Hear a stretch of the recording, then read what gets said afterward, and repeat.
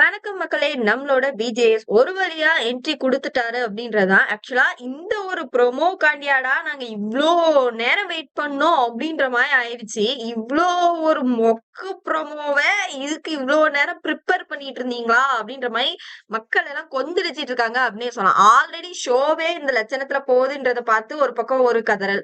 இன்னொரு பக்கம் அப்படின்னு பார்த்தீங்கன்னா, லைவ்ல சாட்சனாமா பண்ற அட்டூழியம் பெரிய அட்டூழியமா இருக்கு. ஏதோ 21 வயசு குழந்தை வெறும் ஒரு 2 வயசு குழந்தை மாதிரி அட்டம் புடிச்சு ஒரு சாக்லேட்ட பார்த்தோன்னு குதிச்சு அப்படி இப்படின்னு பண்ற விஷயங்கள் எல்லாமே பார்க்க ஒரு பக்கம் இரிட்டேட்டா இருக்கு. இதுக்கு நடுவுல இந்த லட்சணத்துல ப்ரோமோ வேறயா அப்படின்ற மாதிரி தான் இருந்தது. சோ இந்த ஒரு ப்ரோமோ என்ன அப்படின்னா வராரு. வந்ததுமே இந்த வீடு வந்து மாறணும் அப்படின்னா அதுக்கு வீட்டையே மாத்தணும்னு நாங்க நினைச்சோம். ஆனா அந்த வீடு எப்படி ஆயிடுச்சுன்னா 2 நாடா மாறிச்சு. அந்த நாட்டுல ஆட்சி புரிஞ்சது அப்படின்றது வந்து சரியான ஒரு ஆட்சியா இருந்ததா? அவங்க அவங்களோட உரிமையோ இல்ல அந்த பதவியையோ கரெக்டா வந்து உபயோகிச்சாங்களா? அப்படின்ற ஒரு விஷயங்கள் வந்து பேசப்பட்டிருக்கு. அப்போ படைத்தளபதி அப்படின்ற ஒரு விஷயங்கள்னால பிரச்சனைகள் வெடிச்சது இல்லையா? அத பத்தி பேசியிருக்காங்க அப்படின்றதுதான்.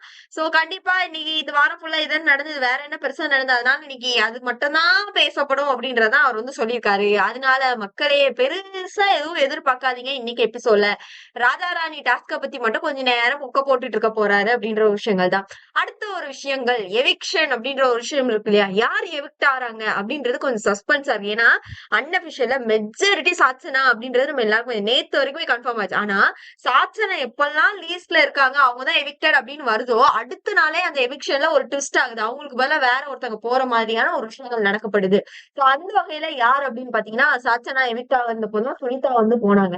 சோ இப்ப என்னன்னா சாட்சனாக்கு பதிலா எவிக்ட் ஆயிருக்கிறது நம்மளோட வர்ஷினி வெங்கட் அப்படின்ற ஒரு விஷயங்கள் வந்து வெளியே சீரியஸா வந்து பரவிட்டு இருக்கு அப்படின்னே சொல்லலாம்.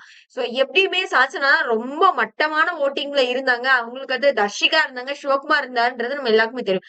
எப்படி இவங்க 2 பேரும் சேவ் ஆகி சம்பந்தமே இல்லாத வர்ஷினி எவிக்ட் ஆனாங்க அப்படின்ற ஒரு கேள்விதான் ரொம்ப பெருசா இருந்துட்டு இருக்கு. இப்ப இந்த அபிஷியலுக்கும் அன்அபிஷியலுக்கும் பெருசா இந்த வித்தியாசம் இருக்கிற மாதிரி நமக்கு தெரியல. கிட்டத்தட்ட ஓட்டிங் அடிப்படை அப்படின்னு பாத்தீங்கன்னா 2மே சேமா தான் வருது.